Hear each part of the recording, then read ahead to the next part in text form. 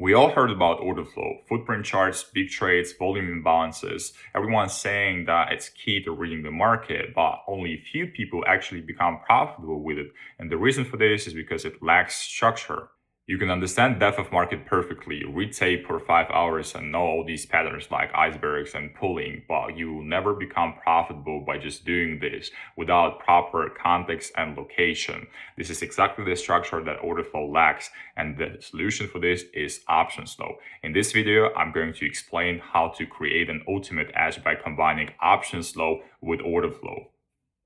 Most people don't want to go deep and really understand where order flow is coming from, because order flow is just a representation. So it does not come out of a thin air, it gets created. And how does it get created? Well, by price drivers. Well, for example, we have real stocks, we have earnings, we have different macroeconomic events.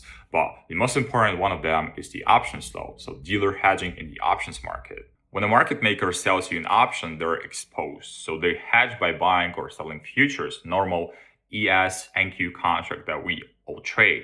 So price moves, their delta changes, and they have to trade again to rebalance. This constant rebalancing is the price movement that you see on the chart. This is how order flow gets created. Order flow, again, is just a representation of orders that come in. That hedging pressure is the main reason why we see market moves, and it's not only SPX, meaning S&P 500. It flows through QQQ, NQ, every single asset that you can imagine that correlates with options market. And why do I want to talk about options? Well, the scale of what's happening in options market right now is genuinely wild. The US options market has been growing for straight 7 years, 25% annually. Average daily S&P premium traded alone on the S&P is 7.2 billion per day, meaning no one wants to buy stocks anymore. They can own it, but they don't want to trade it. So everyone wants to trade options nowadays, and especially zero DTE options. So 55%, 60% of S&P 500 options expire the same day they're traded. So this hedging pressure flows through QQQ, through NQ, ES, every futures contracts, you name it, every single session. And this is exactly the reason why we see those wild moves nowadays. And the best way to trade futures nowadays is to trade it with order flows. So for example, by using footprints, big trades, delta, these tools tell you what's happening at the tape right now in the real time at this precise moment. But it has a problem. It has no structure. It lacks this location, and you see a big buy prints hitting the ask, let's say, and delta stacking bullish, it looks strong, but all of a sudden your setup is failing because it does not make sense to observe order flow without the right context, right? So what happened there? Well, you're buying at, let's say, gamma exposure level or against that in negative gamma exposure without the right net drift, without context, without location, all of these different things. It has to be aligned. So order flow told you that someone was buying or selling, and OptionsFlow told you who was on their other side and why they're winning. So by looking at OptionsFlow, you can track market makers, and one is good, so order flow is very good, but again, it lacks structure. The other one is also very good, but it lacks some precision. OptionsFlow lacks entries. You cannot really enter a trade by looking at OptionsFlow. Together, if you combine them, that's the insane edge. And this is exactly what I'm going to show you today, how I combine options with futures and why I think that's the ultimate edge. Before I show you the trades, I want to establish exactly how I think about order flow, because most people just simply overcomplicate it. So I simplify it down to one concept, the law of effort from Richard Wyckoff. So he described it, compare rallies and reactions in terms of price spread, volume, and time. Pretty simple. And let's say if buyers put in effort and price moves, they are rewarded right now. Okay, if buyer put in effort and price does not move, they're trapped.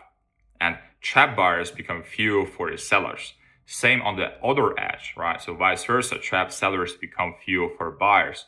The bigger the trap position, the bigger the move when it breaks. But the critical part is law of effort only works when you know why the level matters. any price can show absorption. So you can see absorption every 5 minutes, every probably 10 minutes, you can see beautiful absorption setup. But are you going to take every single setup, or you want to go for one single opportunity, one single A+++ setup? So any candle can show stacking. And the question is this level that dealers are mechanically defending? That's what Optionsflow answers. So the process is actually very simple. It's always the same thing. Context first, location second, net premium flow third, and order flow is the last piece of the puzzle. So mind you, that's a very, very last piece of the puzzle. It's never the starting point. And to track order flow, I use Jeep charts, I use big trades. This is my first filter. And my second filter is footprint, right? So combining these, they're giving me the timing, okay? I can see absorption, delta stacking, exhaustion. But it is important to say that it has to happen around gamma exposure level, right? So regime has to match, net drift has to be aligned, big trade has to be there, and footprint has to confirm it. 5 out of 5 factors that I'm looking for, that's a full size. This is where I execute. By the way, in my Discord community, a link is going to be under this video. I shared my signature templates for deep charts and quant data. Other than that, I shared daily pre-market routine, key levels, breakdown of my trades, and all of that completely for free. So you better check this out. And now let's go over some examples to really show it to you. So I want you all to understand how it works, how I combine it. So I'm going to work with my Discord with my pre-market plans to simplify it kinda. So this is my plan for Monday. So as you can see here, we have a positive gamma, charm is suppressive, range EPA 8-day. That was my pre-market plan that I dropped. And then main levels for me are 745, 733, and 740, right? Gamma flip point is my favorite setup. If we get a pullback there with positive net premium flow, A++++, right? Let's see, SPX deltas are negative, but it won't be a problem to flip anything below 1 billion. So here you see, these are my levels, 745, 740, 732, okay? This is gamma exposure that I use on quantitative options.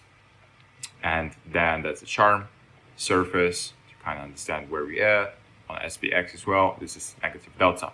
So this is my plan, right? Now, what happened here? Well, I marked out this 745. The reason for this is because we've had negative gamma exposure there, big level there, perfect. Now let's pull up quant data. This is the platform that I use. So you understand here, we have this gamma flip. That's a potential setup that I was anticipating. And 745, that was my main level of interest. Well, let's pull up quant data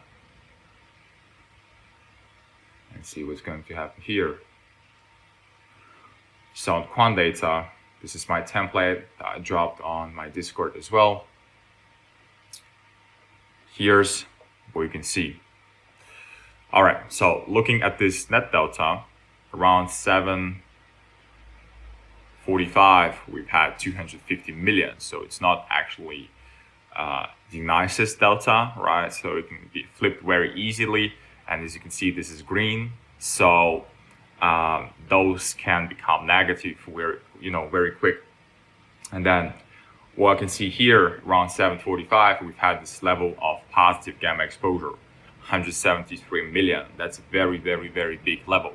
So for me, under positive gamma surface, under positive gamma regime, we have a high probability of a reversal, right? We all know that. Same thing here. On NDX, we've had this positive gamma, so we can anticipate mean reverting environment. Here, looking at this net drift, confirming net drift with gamma exposure.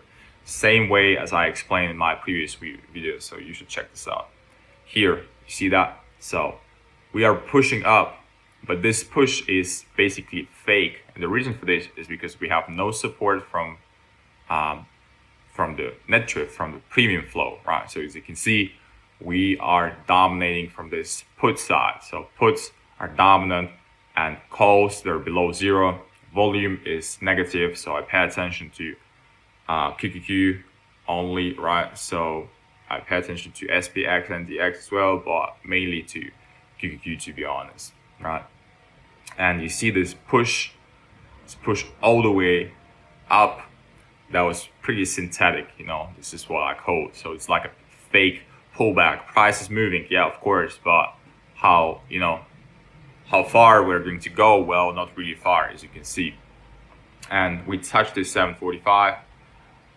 Those 200 million positive gamma. We've had some attempts here, but we never had the confirmation. So let's take a look at the confirmation. Let's replay a little bit and see what happened inside of this piece of price section. So it happened around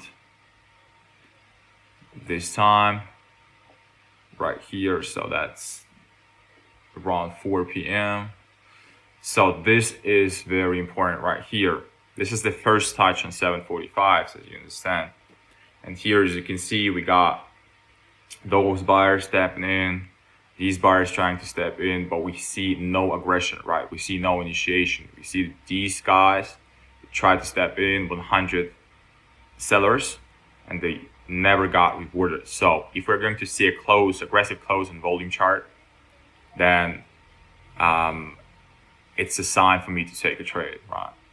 So unless we're going to see an aggression here, you see this? Same thing, right? We are forming those deep effort zones, but it doesn't really matter because we have no right context, okay?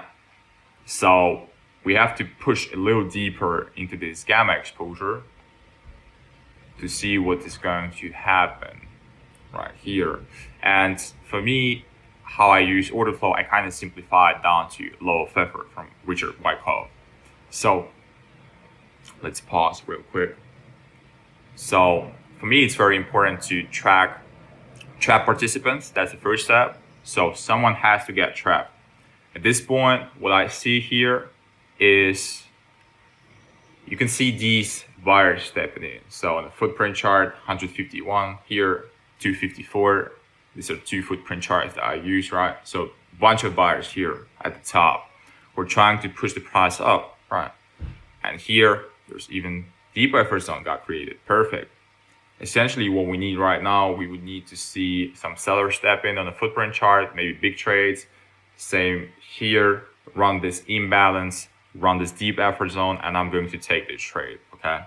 So I kind of simplify it down. I didn't really try to look at depth of market. I don't spend my hours there and overcomplicate it. For me, confirmation is the very, very, very last piece of the puzzle. So you see some trap buyers, then rewarded sellers, and this is it, right? So that's your confirmation. So let's see what happened here, whether we ran this zone right here. So you can see some sellers stepping in. Perfect. That's my confirmation to take that setup. Stop loss goes, I'd say, right here. And then for my targets, what I usually do, I go here. And then, for example, my target is going to be this value area low right here on this bell curve, because we've had this, we got out of the value, then we get back to this value.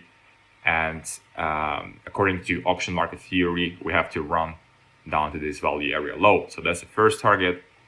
And then for a second target, take something here, probably this 739, 738, whatever, So I'm going to take it here, and let's just replay it real quick to see what happened here.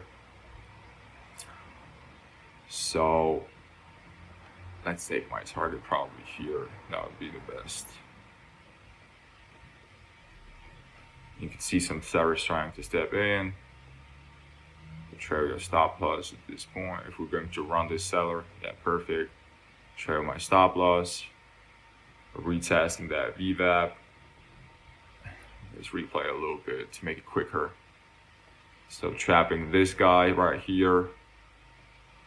Can even trail my stop loss a little more. Then we see those deep effort zone get created. But where we at? Well, we are at the middle of this range. So as I said, location and context, they do matter. And it doesn't make sense to trade without context, right? So you're just simply going to lose money, right? That's why I emphasize using gamma exposure. I emphasize doing pre-market plans, paying attention to macros, to all of these, different things that are going to give you this solid understanding of what is going to happen in the markets, right? So we said that this whole move up is synthetic, right? So it's not real. It's basically fake. They're just pushing the price up to get better prices for their positions, right? And we saw it right here. See this on the net trade. So volume is also negative. This is negative. Here we have this level, and then we have this confirmation. Okay, let's do one more quick example right here. That was a Thursday trade that I took, and here you can see this is my pre-market plan as I always post them. Yesterday, Micron new NVIDIA earnings came out, which led QQQ going from 705 up to 725. Looking at a usual flow from quantitative options, someone bought 152 worth of calls yesterday at the open that expired on 26th bullish sign. Their earnings report pushed us above important 720 level, meaning now we, next target 730s, which has the biggest positive gamma, and will act as a magnet if we can hold above 725, right? That's very, very important. I always go for two scenarios. If not, already negative gamma surface on SPX will help us going back to 720, 717 range. Look at how after GDP came out, we rejected exactly from this 728 level. Coincidence? Let's cook. Perfect. So you look at these levels that I marked out, 728, 725, right? So I was saying, okay, well, if we can hold above 725, then let's go up to 728. Let's reclaim this, and then let's see whether we have some, push up to 730, which is also a very important level. But what happened here? Well, we opened very, very aggressively and broke this level, right? So for me, my bullish idea was invalidated this second, okay? But it's all cool. We can, adapt and see what's going to happen next, right? So we broke this level. We are ultimately bearish at this point.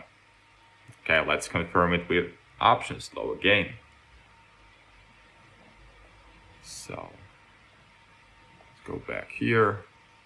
And then what I saw on Optionsflow, well, on Optionsflow, we've had this level right here, 725, that we reclaimed, but then we had 744. But I had no gamma exposure. This is why I always have NGX open.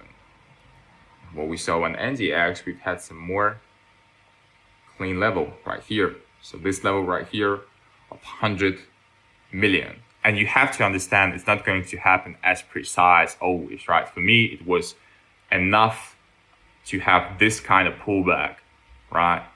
Because gamma is not like a specific price point. It's more like a zone. So you have to treat it as a zone, not as a price point. So like, let's say 745.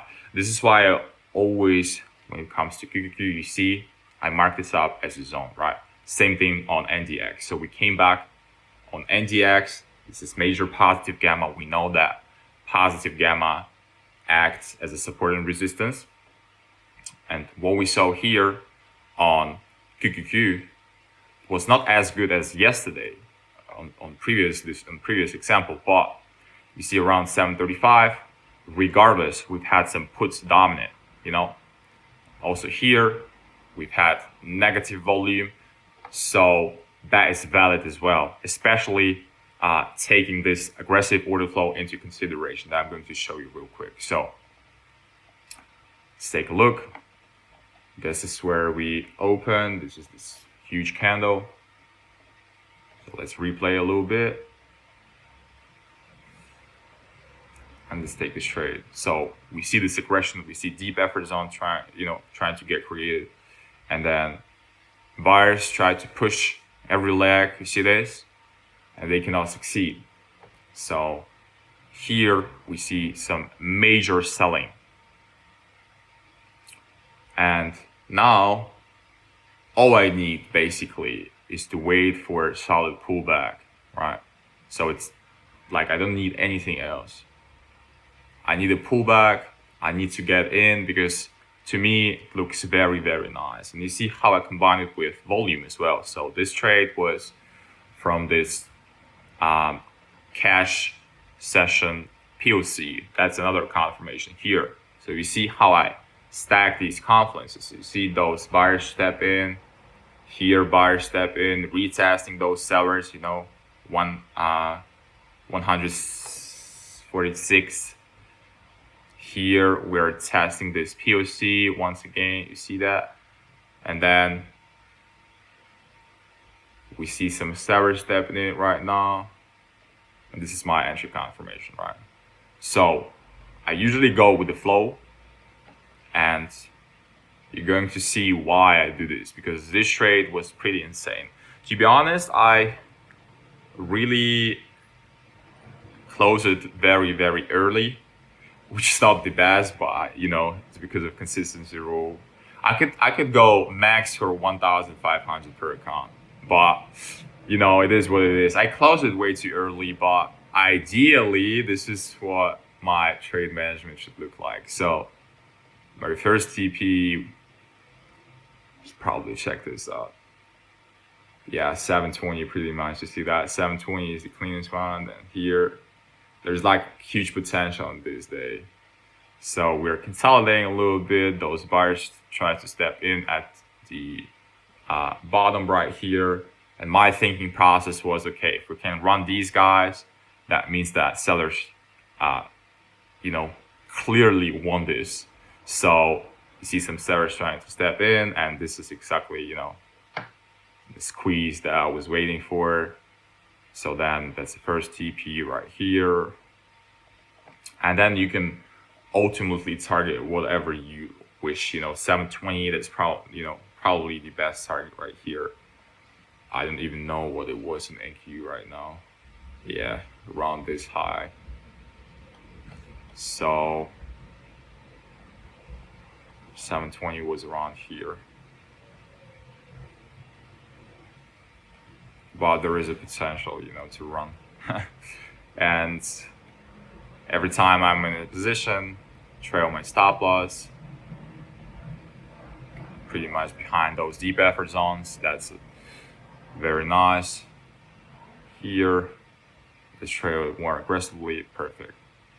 And we hit this trade.